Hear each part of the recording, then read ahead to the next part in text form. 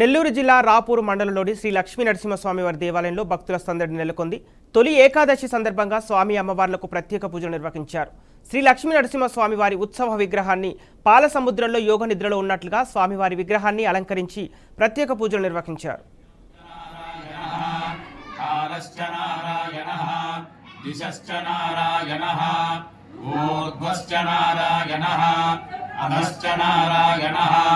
अंतर्बहिश्च नारायणः नारायण एवेदगुं सर्वं यद्भूतं यच्च भव्यं निष्कलो निरञ्जनो निर्विकल्पो निराख्यातः शुद्धो देवदेवो नारायणः न द्वितीयो सजस्यो एवं वेद शमिष्ठाय नारायणाय वासुदेवाय धीमहि तन्नो विष्णुः प्रचोदयात्।